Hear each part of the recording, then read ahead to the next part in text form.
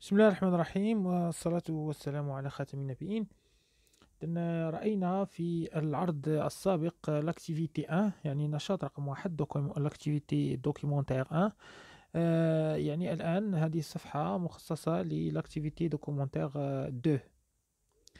أحب أن أنوه إلى أن يعني هذا العمل الذي أقوم به هو يعني طبعا يعتبر في إطار الدعم المدرسي. نعم، يعتبر في إطار الدعم المدرسي، لكن بالنسبة للتلاميذ الذين لهم إمكانية يعني الحصول على دعم مدرسي مباشر مع أستاذ في إطار فردي أو في إطار مجموعة صغيرة، فيبقى ذلك أفضل بكثير من هذه الفيديوهات. لماذا؟ لأن نسبة تركيز التلميذ مع الفيديوهات اليوتيوب لا تتجاوز في أحسن الأحوال 20% من نسبة التركيز، وبالتالي يعني هي للاستئناس. ماذا نقصد بالاستئناس؟ يعني عندما تحب أن تقرأ كتابك لوحدك، فهذا الفيديو سيساعدك لأنك يعني سوف هناك نوع من المساعدة عندما يعني عندما تتبع يعني عندما تقرأ كتابك بنفسك، فأظن أن هذا النوع من العروض فهي مفيدة، لأنه قد تكون هناك كلمات لا تفهمها، قد تكون هناك مصطلحات لا تستوعبها، قد تكون هناك فكرة تحتاج إلى الشرح فأنا أحاول أن أشرحها، لكن هذا لا يعوض الدعم المدرسي المباشر مع أستاذ، لأن الدعم المدرسي مع الأستاذ في مجموعات صغيرة مثلا أو غيره، نسبة تركيز التلميذ يعني تتجاوز 80%، وبالتالي فتكون مفيدة بالنسبة له. هذا التنويه أحب أن أذكره نظرا لبعض التعليقات التي أتوصل بها. إذا هذه العروض هذه هي فقط للاستئناس، والمقصود بالاستئناس يعني أنه عندما تحاول قراءة كتابك لوحدك، يعني تجد نوعا من المساعدة عن طريق هذه العروض. إذا نذهب لأكتيفيتي 2 دوكيومنتير. يعني دائما في الشابتر 1، mouvement de l'air dans l'atmosphère formant du vent. mouvement، ماذا تعني كلمة mouvement؟ حركة. mouvement حركة. mouvement de l'air حركة الهواء dans l'atmosphère يعني في الغلاف الجوي، في الغلاف الجوي formant تكون du vent يعني تكون الرياح، يعني حركة الهواء في الغلاف الجوي تكون أو تخلق لا فورماسيون، يعني يمكن أيضا ترجمتها بالخلق، خلق أو تكوين أو ما إلى ذلك، يعني بمعنى أنه يعني الرياح تكون نتيجة حركة الهواء في الغلاف الجوي. يعني سوف نرى هذا بتفصيل. إذا ميز اون سيتوياسيون يعني وضعية الانطلاق. ميز اون سيتوياسيون تترجم بوضعية الانطلاق، يعني وضعية الانطلاق هي يعني في أغلبية الكتب، أغلبية المقررات هناك دائما وضعية الانطلاق أو ميز اون سيتوياسيون. يعني هذه الوضعية هذه تساعد التلميذ في منذ الانطلاق في طرح أسئلة وفي تكوين فضول معرفي عنده. يعني الفضول المعرفي الذي يتكون عند التلميذ يحفزه لمتابعة النشاط، ويستوعب انطلاقا من يعني من الوثائق ومن المعلومات الواردة، يستوعب يعني معنى الدرس ومعنى ويعني المعلومات الأساسية للنشاط. إذا mise en situation depuis longtemps يعني منذ زمن بعيد. depuis منذ longtemps زمن بعيد. long بعيد temps زمن. les vents يعني الرياح. pourtant des noms souvent liés à leur origine ou à leur caractéristiques. يعني منذ زمن بعيد les vents يعني الرياح. pourtant يعني تحمل دي نو يعني عندها أسماء، تحمل أسماء، يعني الرياح يعني عندها أسماء، تحمل أسماء. سوفون ليي يعني عادة مرتبطة، عادة سوفون عادة مرتبطة ليي ألور أوريجين يعني ألور أوريجين يعني لمصدرها أو يعني لمصدرها أو أوريجين بمعنى مرجع، يعني أصلها leur origine ou à leur caractéristique، أو يعني caractéristique ça veut dire يعني مميزاتها، يعني مرتبطة بأصلها أو مميزاتها. au Maroc في المغرب، في بلدنا الحبيب المغرب، le vent saharien يعني الرياح الصحراوية chaud et sec، يعني رياح سوف تأتينا من الصحراء. كيف سوف تكون لي كاركتيرستيك ديالها، كيف ستكون مميزاتها؟ جاءت من الصحراء، إذا سوف تكون ساخنة لأن الظروف الصحراوية ظروف ساخنة، وسك سك بمعنى يعني جافة، يعني الرياح الصحراوية ساخنة وجافة. qui vient de l'est ou du sud-est، يعني تأتي من الإست، يعني الشرق، أو du sud-est يعني الجنوب الشرقي، sud-est يعني جنوب شرقي. et appelé الشرقي، الشرقي، والشرقي بالدارجة المغربية معنيتها الشرق، يعني تشير إلى الشرق. comment le vent يعني هذه هي يعني وضعية الانطلاق. إذا وضعية الانطلاق هي عبارة عن معلومة هنا وليست تساؤلات، يعني كما لاحظنا في اكتيفيتي 1 لاكتيفيتي 1 الميزون سيتياسيون كان عبارة عن تساؤل، يعني كان عبارة عن تساؤل، يعني كما سليم قال بأننا لدينا حظ في أن الطائرة يعني تمر من طبقة إلى أخرى، وعبد الله قال له ماذا تقول، يعني الأتموسفير الغلاف الجوي هو طبقة واحدة، وكلاهما كان على خطأ، لأن الطائرة لا تتجاوز الطبقة الأولى، والغلاف الجوي له طبقات. إذا هنا يعني لا ميزون سيتياسيون هنا هي عبارة عن معلومة وليست عبارة عن سؤال، هي عبارة عن معلومة، يعني نعلم فيها بأنه منذ زمن بعيد الرياح les vents portant des noms souvent liés à l'origine، يعني بمعنى أن الرياح تحمل أسماء مرتبطة بأصولها أو مرتبطة بخصائصها. يعني مثلا الرياح الشرقي هي مرتبطة بلوريجين ديالها، لأصلها، لأنها تأتي من الاست، تأتي من الشرق. إذا نكمل هذا يعني هذا النشاط. إذا comment le vent se forme-t-il et comment se déplace-t-il dans l'atmosphère؟ comment كيف le vent le vent يعني كيف الرياح، le vent يعني الرياح، كيف الرياح se forme-t-il يعني كيف تتكون أو كيف تخلق. comment le vent se forme-t-il يعني هذا، et comment هذا سؤال، et comment se déplace-t-il dans l'atmosphère؟ وكيف se déplace-t-il يعني كيف تتنقل تتنقل dans l'atmosphère، كيف تتنقل في الغلاف الجوي. يعني سوف نحاول الإجابة عن هذه الأسئلة انطلاقا من يعني لي دوكيمون اللي غادي نشوفوهم. إذا دوكيمون mouvement de l'air chauffé، mouvement de l'air chauffé. إذا كما تلاحظون à l'aide d'un bec بونسيان، à l'aide d'un bec بونسيان، le bec بونسيان هو هذا، يعني هو هذا كما تلاحظون، هو هذا هو لو بيك بونسيان، هو هذا، يعني باللغة العربية يعني موقد نار، موقد نار هو عبارة عن موقد، يعني بإمكان يعني هذا، يعني هذا الخط باللون الأحمر هو عبارة عن أنبوب متصل بقنينة غاز، يعني من أجل يعني هذا البك يعني يشعل النار. on chauffe l'air situé au-dessus d'un tournique en papier، يعني كما تلاحظون التورنيك هو هذا، يعني هو هذا، هو هذا. إذا on chauffe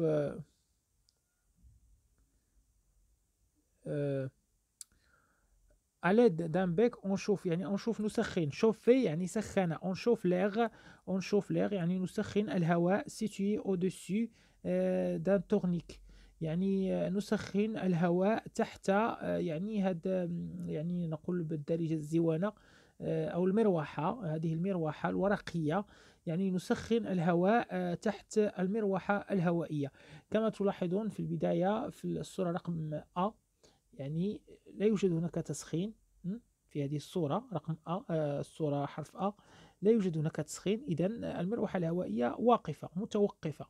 في هذه الصورة يعني هناك عملية التسخين كما تلاحظون، يعني هناك عملية تسخين الهواء عن طريق اشتعال هذا الموقد هذا. فما الذي يحصل للمروحة؟ إنها تتحرك، تدور كما تلاحظون، إنها تدور. Ce dernier se met en mouvement، يعني المروحة الهوائية يعني تتحرك. إذا لماذا تحركت؟ بسبب أن الهواء تحتها أصبح ساخنا. إذا هذا دوكيمون، هذا هو يعني الوثيقة رقم 1، دوكيمون. pression et mouvement de l'air. Pression et mouvement de l'air، هذا عنوان document 2. Lorsqu'on souffle dans l'espace situé entre deux feuilles initialement parallèles, le mouvement de l'air approche les deux feuilles. يعني lorsqu'on souffle dans l'espace situé entre deux feuilles، يعني عندما on souffle، ça veut dire lorsque، هو عندما souffler. lorsqu'on souffle يعني عندما ننفخ. سفلي يعني كما تلاحظون هذا الرجل يقوم بعملية السفل، يعني يعني ينفخ. يعني نأخذ ورقتين، وهذه تجربة بإمكانكم القيام بها، يعني حاولوا القيام بها. خذوا ورقتين، قربوهما إلى الفم وانفخوا بين الورقتين ولاحظوا ماذا سيحدث. lorsqu'on souffle dans l'espace يعني عندما ننفخ في يعني الفضاء، في فضاء situé entre deux feuilles، يعني dans l'espace situé يعني موجود بين ورقتين initialement parallèles، يعني ورقتين يجب أن يكونا بشكل متوازي، بعيدتان عن بعضهما بشكل متوازي. le mouvement de l'air approche les deux feuilles، يعني عندما تنفخون في الورقة، يعني le mouvement de l'air يعني ذلك النفخ من فمكم، يعني هو عبارة عن هواء خارج، يعني هو عبارة عن هواء خارج. ذلك الهواء يقرب الورقتين، يعني ذلك الهواء الخارج من الفم يقرب الورقتين. يعني هذه ظاهرة مهمة. إذا lorsqu'on souffle dans l'espace situé entre deux feuilles initialement parallèles, le mouvement de l'air approche les deux feuilles، يعني حركة الهواء، حركة الهواء approche يعني يقرب les deux feuilles، يقرب الورقتين. إذا كان هذا يعني الوثيقة 2، دوكيمون 2. ننتقل الآن إلى الدوكيمون 3، كارت météorologique. كارت ميتيورولوجيك. إذا لدينا ألف A كارت ميتيورولوجيك، و B mouvement de masse de l'air. إذا mouvement de masse de l'air، كارت ميتيورولوجيك كما تلاحظون، هذه كارت ميتيورولوجيك كما تلاحظون، وهذا يعني mouvement de masse de l'air يعني حركة كتل الهواء. إذا la pression atmosphérique se mesure à l'aide du baromètre. Sa moyenne est de l'ordre de 1013 hectobars. 1013 hectobars. Au-delà de 1013 hectobars, on utilise le terme d'anticyclone. Haute pression A. Haute pression A. يعني نرمز لها ب A. Et en dessus de 1013 hectobars, on utilise le terme dépression, basse pression. نرمز لها بالD. Sur une carte météorologique, les corps qui joignent les points de même pression s'appellent isobars. Plus ces isobars sont rapprochés, plus le vent souffle fort. Des masses d'air se déplacent des zones de haute pression vers les zones de basse pression. Ces vents, le déplacement des masses d'air situées des masses d'air suit les isobars, on se dirige vers l'extérieur de l'anticyclone A et vers l'intérieur de dépression D. Ceci était valable pour l'hémisphère nord. Dans l'hémisphère sud, le vent tourne dans le sens contraire. إذا كنت يعني سأحاول ترجمة هذا الشيء الذي قرأته. إذا كارت ميتيورولوجيك هي يعني خريطة الطقس، خريطة أحوال الطقس. موفمون دو ماس دو لير، موفمون دو ماس دو لير يعني موفمون حركة يعني الكتل الهوائية، قلت هذا فيما سبق. لا بريسيون اتموسفيريك، لا بريسيون الضغط الاتموسفيريك يعني الضغط الجوي، الضغط الجوي سو ميزور يعني يقاس، سو ميزور يقاس اليد بمساعدة بارومتر، بمساعدة البارومتر، يعني أيضا باللغة العربية يترجم بارومتر. Sa moyenne est de l'ordre de 1013 hectobars. يعني sa moyenne يعني متوسطه، يعني متوسط la pression d'air، la pression atmosphérique يعني متوسط يعني الضغط الجوي متوسطه à l'ordre de 1013 hectobars. يعني في العادة يكون الضغط الجوي يساوي 1013 هكتوبار. au-delà de يعني أكثر من 1013 هكتوبار، يعني في المناطق التي يكون فيها أكثر من هذه القيمة on utilise le terme d'anticyclone haute pression A. يعني نستخدم يعني في هذه المناطق التي يكون أكبر من 1013 on utilise يعني نستخدم le terme، نستخدم مصطلح anticyclone. anticyclone يعني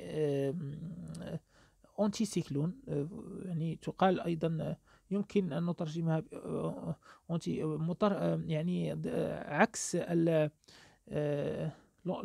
أنتي سيكلون. أنتي سيكلون يعني عكس لو سيكلون سافدير العاصفة. أنتي سيكلون ضغط جوي مرتفع، ضغط جوي منخفض، ديبرسيون. إذا أنتي سيكلون ضغط جوي مرتفع ببساطة، ضغط جوي مرتفع كما هنا موجود في الليكسيك. ديبرسيون ضغط جوي منخفض، أنتي سيكلون ضغط جوي مرتفع، ثم ميتيرولوجيك الأرصاد الجوية.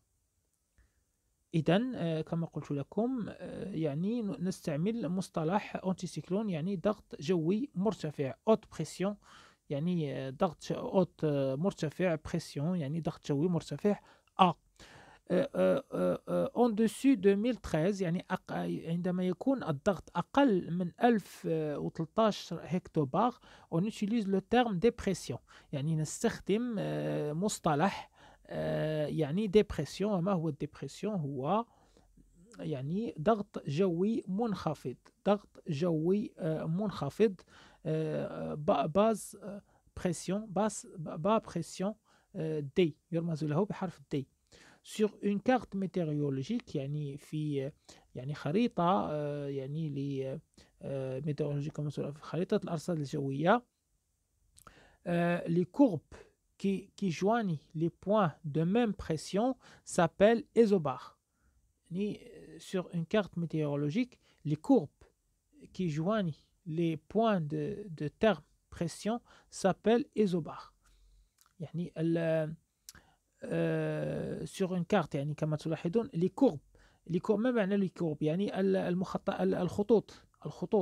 الخطوط كي جواني لي بوين دو ميم بريسيون، الخطوط التي يعني تتبع نفس النقط، يعني نقط لنفس الضغط سابيل ايزوبار.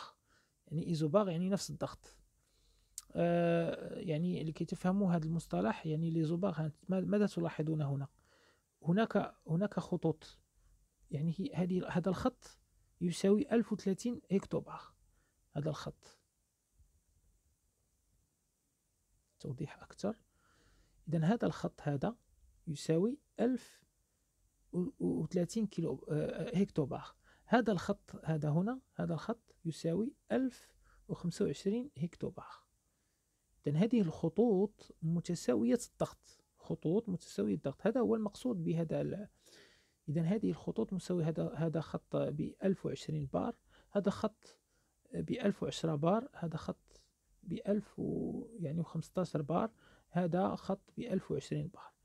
يعني واضح؟ أتمنى أن يكون واضحا. إذا هذا هو المقصود بإيزوبار. إيزوبار يعني نفس الضغط في يعني خطوط متساوية الضغط. وكما تلاحظون يعني يعني الكتل الهوائية تكون يعني بشكل تتحرك بشكل متساوي الضغط، يعني كل كتلة متساوية الضغط تكون يعني تشكل مع بعضها البعض دائرة تقريبا. Plus ces isobars sont rapprochés, plus le vent souffle fort. إذا ملي تيكونوا عندما يكون هاد بلو لي ايزوبار، يعني هاد لي ايزوبار سون رابروشي، يعني تيكونوا قرابين لبعضياتهم متقاربين، بلو لو فون سوفل فور. يعني اذا السبب في الهواء هو التقارب ديال هاد الخطوط هادي. يعني هاد الخطوط الا كانوا قرابين لبعضياتهم، لو فون سوفل فور، يعني الرياح سوفل، يعني الرياح سوفل يعني بمعنى انها تجري بسرعة. يعني السوفل فوق يعني تجري بقوة، تجري بقوة، يعني هذا هو المقصود. إذن هذا هو السبب في الرياح. يعني هاد الإيزوباغ تقاربهم يسبب في ظهور الرياح. دي ماس دير سو ديبلاس، يعني دي ماس كتل هوائية سو ديبلاس يعني تنتقل دي زون دو اوت بريسيون فير دي زون دو باس بريسيون. يعني الكتل الهوائية في المناطق، يعني تنتقل ديبلاسون، تنتقل دي زون يعني منطقة اوت بريسيون، منطقة لضغط مرتفع، نحو منطقة لضغط منخفض، يعني مسألة طبيعية. يعني أن لي ماستر، يعني أن الكتل الهوائية يعني تنتقل من الضغط الكبير إلى الضغط يعني الصغير، يعني للضغط الصغير. هي مسألة طبيعية. يعني لاحظوا، يعني عندما تقومون بنفخ بالون، يعني الضغط داخل البالون يكون مرتفعا، لأن الهواء يكون محبوسا بالمطاط عندما تنفخون البالون. عندما تحاول فتح يعني فتح البالون، الهواء يخرج بسرعة. لماذا يخرج بسرعة؟ لأن الوضع داخل البالون يكون ضغط مرتفع، ولكن الوضع داخل الغرفة يعني خارج البالون يكون ضغطا عاديا منخفضا، وبالتالي الهواء يخرج بسرعة، لأنه هذه طبيعة الأمور. يعني الضغط المرتفع يتجه نحو الضغط المنخفض. طيب أين وصلنا هنا؟ Si le vent se déplace de masse de l'air situé les isobars en se dirigeant vers l'extérieur de l'anticyclone. إذن si le vent le déplace يعني عندما c'est le vent، يعني هذا تعريف الهواء. يعني هنا des masses d'air se déplacent des zones de haute pression vers des zones de basse pression، c'est le vent. يعني إذا ما هي الرياح؟ نقطتان سي لو فون، نقطتان سي لو فون ثم نقطة نهاية. إذا سي لو فون ما هي الرياح؟ الرياح هي دي ماس دير سو ديبلاس دي زون دو اوت بريسيون فيغ دي زون دو باس بريسيون. هذه هي الرياح. لاحظتم معي؟ إذن ببساطة هذه هي الرياح. الرياح هي كتل هوائية تنتقل من مناطق مرتفعة الضغط إلى مناطق منخفضة الضغط. هذه هي الرياح. إذا نكمل. لو ديبلاسمون دي ماس دير سوي لي ايزوبار، يعني انتقال الكتل الهوائية يتبع يعني النقط المتشابهة ايزوبار en se dirigeant vers l'extérieur de l'anticyclone. يعني en se dirigeant يعني يتجهون نحو خارج الضغط العالي. إذن كتل الهواء تتجه نحو خارج الضغط العالي. Et vers l'intérieur de basse vers l'intérieur d'une dépression، يعني تتجه نحو ماذا؟ نحو داخل منطقة الضغط المنخفض. Ceci étant valable pour l'hémisphère nord، يعني هذا valable، يعني هذا يعني صالح pour l'hémisphère nord، يعني نصف الكرة الأرضية الشمالية. hémisphère يعني نصف الكرة نور شمالية، يعني هذا هو الوضع على هذا صالح، أو هذا هو الوضع بالنسبة لنصف الكرة الأرضية الشمالية. Dans l'hémisphère sud les vents tournent dans le sens contraire. إذا بالنسبة لنصف الكرة الأرضية الجنوبية، الهواء tourne يعني يدور dans le sens contraire، يعني يدور في الاتجاه المعاكس. يعني يدور في الاتجاه المعاكس. إذا كانت هذه هي الوثيقة رقم 3. ننتقل الآن إلى بيستي دو ترافاي. إذا بيست دو ترافاي يعني طريق العمل. émettez une hypothèse. Émettre une hypothèse. Émet une hypothèse sur la formation du vent et le rôle de la carte météorologique. يعني تقول لنا هنايا ضع فرضية حول يعني تكون أو خلق، يعني فورماسيون تكون أو خلق تكون دي فون، تكون الرياح، et le rôle de la carte météorologique. يعني ضع فرضية حول تكون الرياح ودور الخرائط، خرائط الأحوال الجوية أو خرائط الطقس. ما هي الفرضية التي سوف نقول؟ يعني سوف نقول ربما، يعني حين الفرضية تبدأ دائما بربما. ربما الرياح تنطلق من الضغط العالي إلى الضغط المنخفض. Peut-être que les vents se déplacent de la haute pression vers le basse pression. Et quel est le rôle de la carte météorologique؟ يعني ما هو دور la carte météorologique بحال هذه؟ غادي نقولوا le rôle de la carte météorologique est يعني de savoir les isobars de pression يعني dans une carte donnée. يعني باش نعرفوا les isobars يعني النقط المتساوية الضغط، les isobars de pression atmosphérique dans une carte donnée. D'accord. إذن هادو ce sont des hypothèses يعني extraire des informations. Quel est le sens du mouvement de l'air lorsque sa température augmente?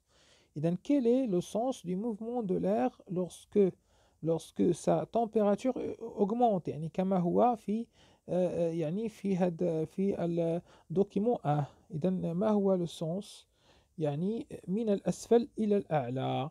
لماذا من الأسفل إلى الأعلى؟ لأنه عندما سخنا الهواء انتقل من الأسفل إلى الأعلى، يعني الهواء الساخن يصعد إلى الأعلى. Voilà. Donc le sens c'est de c'est يعني vers la haute يعني نحو الأعلى. إذن هذا هو le sens يعني الاتجاه.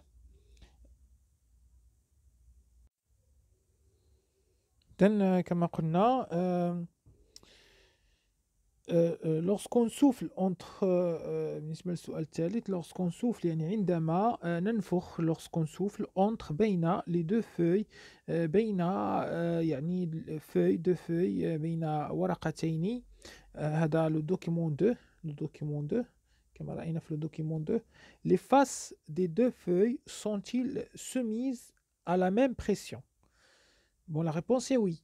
Sont-ils émises à la même pression؟ نعم، يعني هناك نفس الضغط، يعني هما يعني يكونان en parallèle يعني بشكل متوازي، ثم ننفخ بينهما، وبالتالي فمن الطبيعي أن يكون لهما نفس الضغط. interpréter يعني السؤال الرابع expliquer le mouvement des tourniquets يعني فسر حركة المروحة الورقية. en illustrant ton explication. illustrant يعني برسم ton explication par un simple schéma. رسم يعني ton explication par une simple schéma يعني أن تفسيرك بعبر يعني simple schéma يعني يعني خطوط صغيرة. نعم، بإمكاننا أن نفسر يعني أن نقوم برسم نفس هذا. يعني من الواضح أن كتلة الهواء، هذه الكتلة الهوائية التي كانت هنا كانت ثابتة، ولكن بسبب تسخين الهواء هذه الكتلة يعني انتقلت إلى الفوق، وعندما انتقلت إلى فوق تحركت المروحة. لماذا تحركت المروحة وقامت بالدوران؟ لماذا؟ لأن الهواء تحرك باتجاه الفوق، باتجاه الأعلى، لأن الهواء تحرك باتجاه الأعلى. هذا هو السبب الذي حرك المروحة. يعني بإمكانكم القيام بهذه الشيما، يعني عندما نقول شيما يعني خطاطة. نعم. إذا السؤال الخامس: غولي le sens du vent aux variations de la pression dans l'atmosphère. يعني غولي اربط le sens يعني حركة الرياح aux variations de يعني حركة الرياح aux variations بتغير الضغط في الغلاف الجوي. يعني نعم طبعا يعني فحركة الرياح تكون من لانتيسيكلون A vers le dépression D. يعني حركة الرياح تكون من الضغط الهوائي المرتفع إلى الضغط المنخفض. يعني بإمكاننا يعني مثلا لدينا A هي الضغط يعني المرتفع. إذا حركة الهواء ستكون بهذا الشكل. حركة الهواء ستكون بهذا الشكل، يعني سوف تذهب من 130 هكتوبار إلى 110 كما لاحظت. يعني بهذا الشكل ستكون حركة الهواء.